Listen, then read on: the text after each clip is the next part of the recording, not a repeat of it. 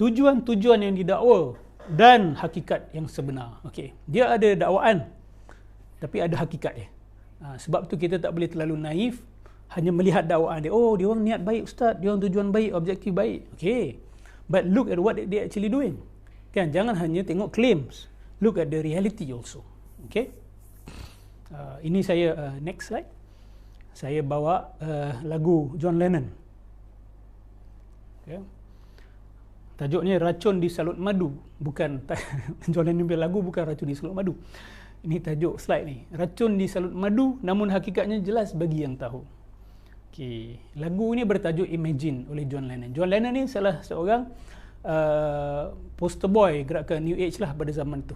Okay. Dia punya guru-guru besar di sebalik dia adalah sami-sami, yogi-yogi, yang menggunakan mereka ni, artis-artis ni untuk mempromosikan akidah New Age pada zaman ini, pada waktu itu. Tengok lagu dia punya lirik. Imagine there's no heaven. It's easy if you try. No hell below us. Above us only sky. That means tak ada heaven pun. Imagine all the people living for today. Imagine there's no countries. It isn't hard to do. Nothing to kill or die for, and no religion too. Imagine all the people living life in peace. You. Imagine no possessions. I wonder if you can. No need for greed or hunger. A brotherhood of man. Imagine all the people sharing all the world. You. You may say I'm a dreamer, but I'm not the only one. I hope someday you'll join us and the world will live as one. Okay. Manis, cantik, indah, keamanan, ketenangan, kebahagiaan, kesatuan, kan? Tapi sebelum nak mencapai itu kena hapuskan apa dulu? Kena hapuskan iman kepada syurga, hapuskan iman kepada neraka, hapuskan kepercayaan kepada agama-agama rasmi. Barulah kita boleh hidup tanpa ketamakan, boleh hidup tanpa kelaparan. Dia nak kata apa ni? Dia nak kata secara tidak langsung punca kacau bilau di atas muka bumi ini, punca peperangan dan sebagainya adalah agama. Punca adalah kepercayaan dan keimanan manusia kepada agama-agama rasmi, organized religion. Jadi mereka sukalah bawa kisah peperangan di kalangan umat Islam, peperangan di kalangan umat Kristian, peperangan di kalangan umat Yahudi, peperangan di kalangan orang Buddha, orang Hindu dan sebagainya. Mereka nak kata tengok, ini masalah agama, masalah rasmi agama rasmi. Jadi kalau kita nak mencapai satu tahap keamanan dan kemajuan yang lebih tinggi untuk bangsa manusia, kita kena buang semua ni. Kita kena buang semua ni. Ini of course lah satu kenyataan yang tidak jujur, yang tidak selari dengan hakikat sejarah. Kan? Kita ambil contoh mudah saja. Abad ke-20 ini. Kan? Abad ke-20, peperangan-peperangan besar yang berlaku, kebanyakannya bukan beratasnamakan agama, tetapi beratasnamakan kapitalisme, beratasnamakan sekularisme, beratasnamakan atheism, beratasnamakan humanism.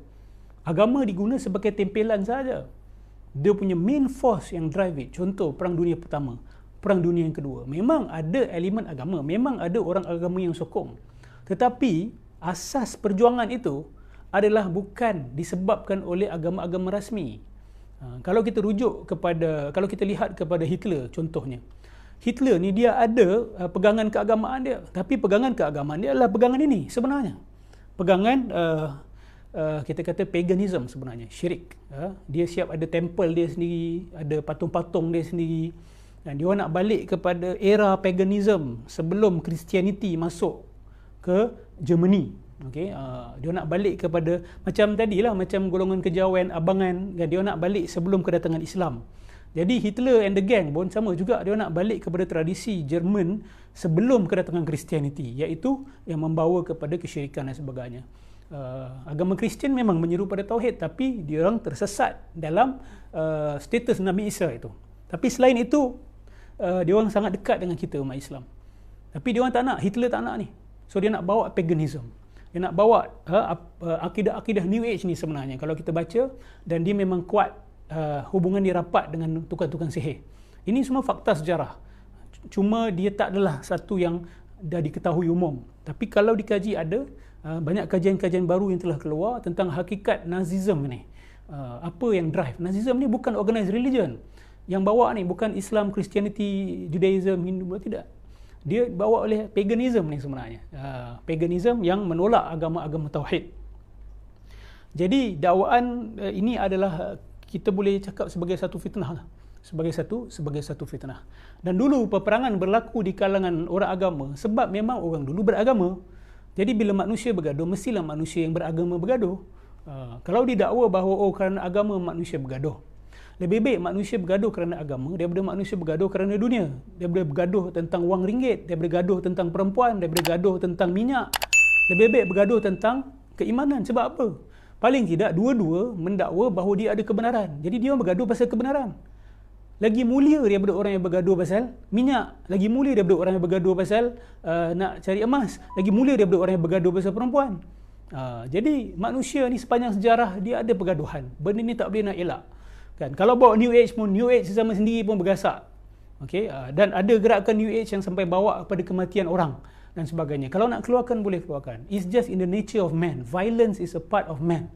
Cuma agama, wahyu datang untuk mengawal, menghadkan dan meletakkan syarat-syarat.